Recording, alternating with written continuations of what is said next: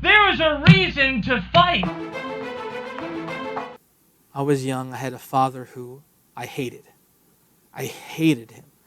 I swore that if he died, I would not shed one tear for that man. And he was that man. He wasn't my father, he was that man.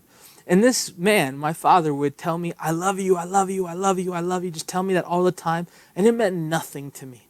I heard it so many times and it just fell on deaf ears because it's like he was just saying it. And I knew why he was saying it, because his father didn't tell it to him that much. And so he felt like he needed to say it. But the problem is that we can say a lot of empty words, and if they don't have what's behind it, I just didn't feel what was behind it. And it's not that it wasn't there, the transmission was off. We can broadcast something, but if the audio goes off right now, then you can't hear what I'm saying. And so he was trying to broadcast something, but I couldn't hear what he was saying. My ears were switched off.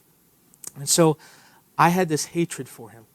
I was at times hit by him very hard.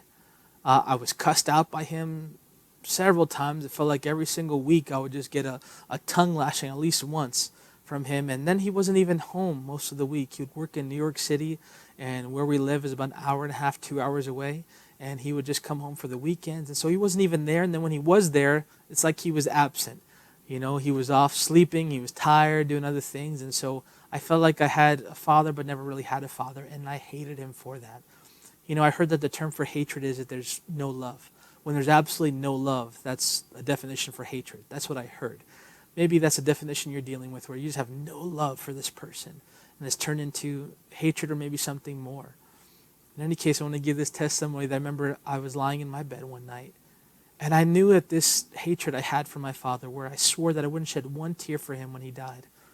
I knew that was wrong, but I couldn't change my heart. I couldn't fix it. So I remember laying in my bed one night, and I asked God, I know that you love this man. I know that you love my father, but I don't love him. So I'm asking you to give me your love for him right now. And I remember right there in that moment that it was dark. It was at nighttime. I'm lying in my bed, and I felt like a presence come into my room. You know, if you were to close your eyes right now and someone came into the room, you would have an awareness that someone is in the room with you.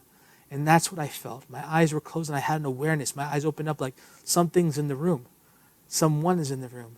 And it was almost like a cloud was coming from the doorway, and it just started coming over my bed, and it just came right into me then. And I felt love that I never had before. I want to shed a tear just thinking about this right now. I had a love that all of a sudden was instantaneous. I knew it was a miracle for me because I knew that I didn't have love in my heart for him. But from that moment forward, I loved my dad, not because of anything he did or didn't do, but because I knew God loved him, and I knew God put a love inside of my heart for him.